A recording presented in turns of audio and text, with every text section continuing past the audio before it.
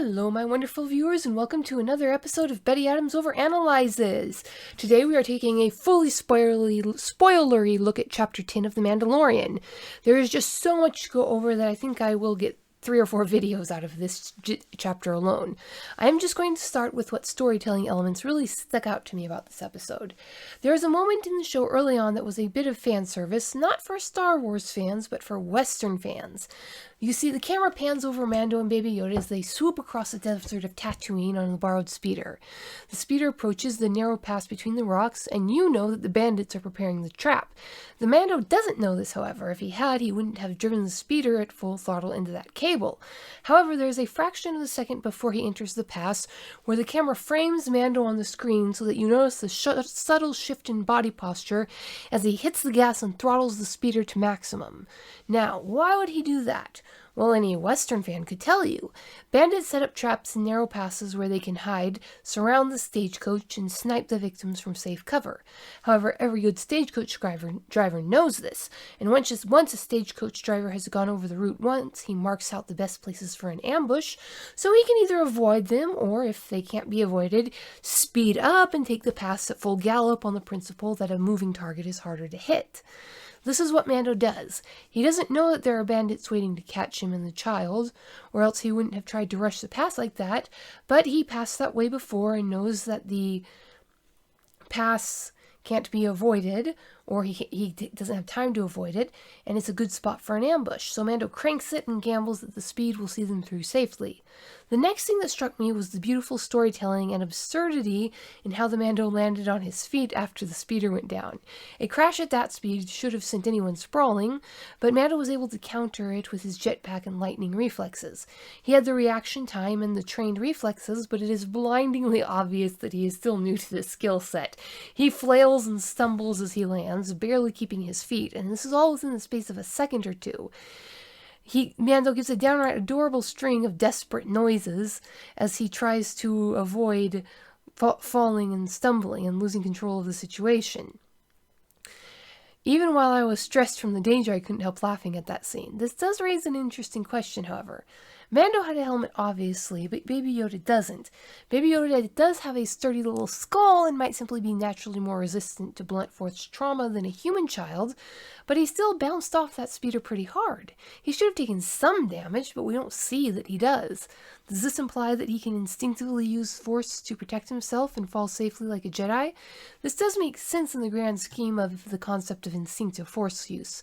The ability to avoid drop damage would be a huge advantage for any species in the process of natural selection. It could be just movie magic, of course, ignoring the laws of physics, but it might be another indicator about the force abilities of Baby Yoda's species. Then there comes something I'm not quite sure of. However, I could have sworn I heard that the short stack aliens shout Boba right before he shot the grappling gun at Mando. It is definitely a 2-syllable exclamation that ends in a short A sound, and I am almost certain that the first syllable was a B sound, but which would strongly imply that the bandits thought that Mando was Boba Fett. It kind of makes sense that Boba Fett would be known to the bandits of Tatooine and Mando really wouldn't. But if the bandits were coming after the child, it makes sense that they would have read the wanted poster and know that they were looking for a Mandalorian named Din Djarin. Unless perhaps Moff Gideon didn't release Mando's name with the bounty, or they just assumed that all Mandalorians look alike and this was just another one of Boba's name. Either way, it was very interesting that one of the bandits shouts Boba. And it is far more interesting that this is the only word that gets no closed captioning. Believe me, I checked. I turned on the closed captioning, and even when the aliens are chattering in their own language, the captions say alien language. But in this case, the captions are silent for some odd reason, or invisible for some odd reason.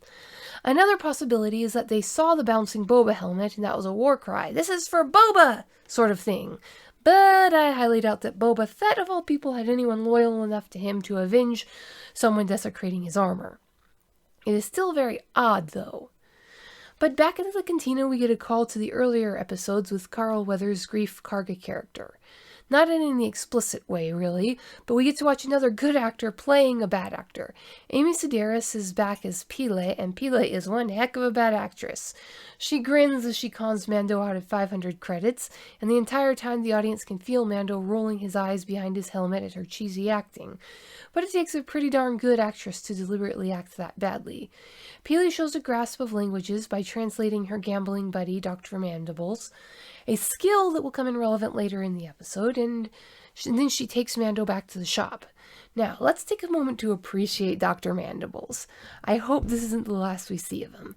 This is no human in a rubber suit. This is a gloriously complex puppet, clearly based off of an ant's biology, and taken up to maximum size for an otherworldly appearance. This is a classic old movie trope harkening back to the earliest horror movies. When you want an alien invasion, you just reach down into the local insect world and make one of them far too large to support a carapace like that, especially on land. But hey, it's a strange new world. These are aliens. Dr. Mandibles can get away with it. The insectoid head turns and the mandibles and the antenna twitch. This thing is an alien with a capital A. There's nothing human about it, other than the gambling habits, of course. I think it was a practical effect. The movements were very lifelike for an ant, but Dr. Mandibles was lounging back in his chair in a way that suggested the puppeteers needed to have him at that angle, or the complex body would collapse. If he was animated, there would be no need to put him in that awkward position. On the other hand, Lucasfilm did put a lot of effort into making CGI Yoda more puppet-like, so they will do this at times, so hard to say. I hope Dr. Mandibles was real. And I wonder what he is a doctor of. Do the giant ants live below the sands of Tatooine and have their own universities? Did he study on Coruscant? Is he a native of Tatooine, or does he hail from off-world? But in the context of the series, he serves his purposes and introduces Mando to the passenger through Pele, and with the passenger wanting sublight passage to the moon where there are supposedly Jedi. Now this is where the episode really begins, the episode we know, the story that has been told in 100 westerns across the decades, but most notably in the 1960s Comanche station. The lone gunman has to escort the wife and or her children to their husband and or father out on the wild frontier. The wife and or children have been either kidnapped or trapped by slavers, or they're just heading out to meet their husband and or father. So, this is clearly this episode done again. Everything is there, from the passenger's simple homespun clothes to her demure and modest looks, her education and resourcefulness that surprises the gunman, who sees her as something of a helpless burden.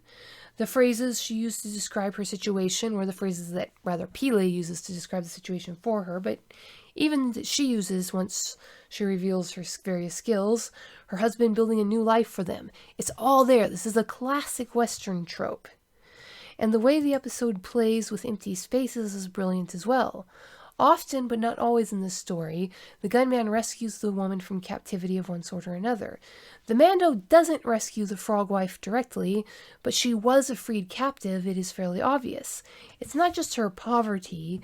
Tatooine was a slave world. That is one of its defining traits in this universe, and the slave trade was ruled by the Hutts, with a fondness for importing slaves of various species. Now, if you know your Legends and animated Clone Wars, you know that Hutts come from a very swamp-like world, just the sort of world that would be home to a frog wife. And they need to maintain a rather humid environment in their palaces, and having highly trained technician slaves for that would make perfect sense. So it makes sense that the Hutts would import some frog folk slaves, and why, even if they had money for the passage, Mr. and Mrs. Frog wouldn't have wanted to go back to whatever world had sold them to the Tatooine Hutts in the first place. Can't be a safe place for them. So Mr. Frog became a pioneer and set off to forge a new home for them on the estuary moon of Trask. This is all wonderful storytelling, using all of these old tropes that were sitting and gathering dust in our collective brains to flesh out this world. Now, clearly there were going to be adventures on the journey when Mando and Mr. Frog took off. That was the whole setup of the episode. I wasn't sure what I was expecting, but it really wasn't Texas Rangers in space. But that is what we get, and this whole setup is a wonderful Easter egg for for fans of Legends. For those of you who didn't spend your high school years haunting the science fiction section of your local public library for new releases, the X-Wing squadrons were the workhorse not just of the New Republic, but of the extended universe in real life, with a massive proportion of the paperback books centered on the X-Wing pilots, first led by Luke and then by his best friend Wedge Antilles. Fans of Rebels might remember Wedge as the Imperial cadet who Sabine Wren helps defect. The X-Wing pilots were the Texas Rangers of the Legends universe. They were the good guys, the white hats who stuck to their simple code of honor and protection, while the New Republic sorted out all the dirty politics. They were often older. These weren't academy-trained aces. They were just sapient beings who heard the call to protect and came to serve, often leaving family of their own behind. They were about rebuilding a civilization on the edge, and while their honor was always true, their respect for strict adherence to the letter of the law was famously not. We nerds of the 90s adored the X-Wing pilots. This made the dogfight scene in this episode absolutely nail-biting for me. If somebody started shooting in that scene, there was no good outcome because there were no bad guys to take the fall. Someone I cared about was going to get hurt either way. They went out of their way to make those X-Wing pilots adorkable. Now, I am going to pause here to just note a beautiful little bit of puppetry that you wouldn't think of as puppetry. By now, the Razor Crest is as much of a character as the Mando, and we love that trash baby that he flies. So note very carefully the position it ends up in when Mando slams it to a stop against the ice. Its back, or rather the top part of the ship, is pressed against the cliff behind it. The angle it's at makes the two wings look like arms gripping the icy wall for support. For all the world, it looks like the Razor Crest is acting, hiding from the X-Wings that fly past, holding its breath as it were. That is very deliberate directing. That's stirring an emotional response of a chase and escape with an inanimate object. And here you see where my previous question about if the phrase inanimate object applies to spaceships, not under active pilot, came from. So, then we get the adventures with the gigantic ticks. Call those horrors of nature spiders all you want, those were ticks.